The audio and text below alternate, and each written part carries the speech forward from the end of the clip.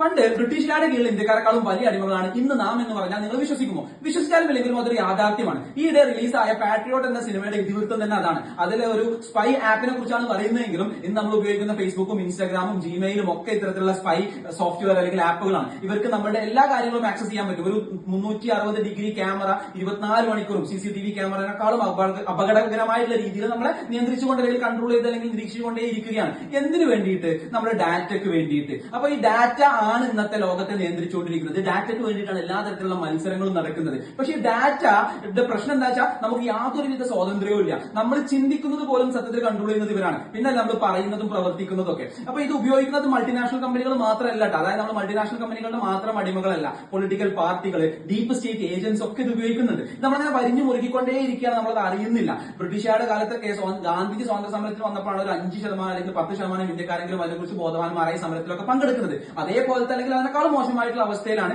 ഇതിനെതിരെയുള്ള പ്രതിരോധങ്ങളൊക്കെ അവിടുന്ന് ഇവിടുന്നൊക്കെ വരുന്നുണ്ടെങ്കിലും പൊതുവെ നമ്മൾ ആരും ശ്രദ്ധിക്കുന്നില്ല. അതായത് നമ്മൾ ശരിക്കും ഒരു കടിഞ്ഞാണ് പിടിച്ചിട്ട് നമ്മളിങ്ങനെ കൊണ്ടുപോയിക്കൊണ്ടേയിരിക്കുകയാണ്. ഏത് സമയത്തും ഇവർക്ക് ഈ കടിഞ്ഞാണ് ഏത് ഭാഗത്തേക്കും വലിക്കാൻ പറ്റും. ഒരു പ്രതിരോധം വരുമ്പോൾ അല്ലെങ്കിൽ ഇതിനെതിരെയുള്ള ശബ്ദങ്ങൾ വരുമ്പോൾ അത് അടിച്ചമർത്താനൊക്കെ ഇവർക്ക് ഒരുപാട് ഇത് ഏതെങ്കിലും കോൺസ്പിറസി തിയറി ഒന്നും അല്ലട്ടോ. ഇത് വളരെ റിയൽ ആയിട്ടുള്ള കാര്യങ്ങളാണ്. പല സിനിമകളിലും ഇത് പ്രമേയമായിട്ടുണ്ട്. പ്രത്യേകിച്ച് തമിഴ് സിനിമകളിലൊക്കെ നമ്മുടെ പാട്രിയോട്ട് ഇതിനാസ്പദമാക്കിയിട്ടുള്ള പലപ്പോഴും അതിന്റെ പ്രമേയത്തെ, ഈ പാട്രിയോട്ട് സിനിമയുടെ പ്രമേയത്തിന്റെ ആ ഒരു സീരിയസ്നെസ് ഉൾക്കൊള്ളാതെയാണ് അതിലെ നടന്മാർ വേണ്ട രീതിയിൽ അവിടെ കഠോരമായിട്ടുള്ള ഡയലോഗൊന്നും വന്നിട്ടില്ല എന്നുള്ള രീതിയിലൊക്കെ അതിനെ ക്രിട്ടിസൈസ് ചെയ്യുന്നത്. അപ്പൊ ആ സിനിമ ഒന്നും കാണാത്തവര് എന്താ, ഞാൻ പാട്രിയോട്ടിനെ പ്രൊമോട്ട് ചെയ്യുന്ന ഒരു സാധനമല്ല. പക്ഷെ ഇന്നത്തെ റിയാലിറ്റി അതൊരു സ്പൈ ആപ്പാണ്. പക്ഷെ ആ സ്പൈ ആപ്പ് പോലെ തന്നെയാണ് എല്ലാ ആപ്പുകളും ഉള്ളത് എന്നുള്ളതാണ് അതിന്റെ ഒരു യാഥാർത്ഥ്യം. ഇപ്പൊ ലോൺ ആപ്പുകളുടെ ഒക്കെ ഒരു ദുരൂഹ സാഹചര്യമാണ് അതിൽ കാണിക്കുന്നത്. അത്തരത്തിൽ നമ്മളെ കൺട്രോൾ ചെയ്യാൻ ഇവർക്കൊക്കെ സാധിക്കും. അതിന്റെയും ഒരു വലിയ പ്രശ്നം വെച്ചാൽ ഇതിന്റെയൊക്കെ ഡാറ്റാ സെന്ററുകൾ നിയന്ത്രിക്കുന്ന ആളുകൾ ഉണ്ടാവുമല്ലോ, ജോലിക്കാർ. അവരൊക്കെ നമ്മളെപ്പോലുള്ള മനുഷ്യന്മാരാണ്. അവർക്കൊക്കെ നമ്മളുടെ ഏത് ഡാറ്റയും ഏത് സമയത്തും ആക്സസിബിൾ ആണ് എന്നുള്ളതാണ് മറ്റൊരു യാഥാർത്ഥ്യം. പിന്നെ ഇതൊക്കെ ഹാക്ക് ചെയ്യപ്പെടുമ്പോൾ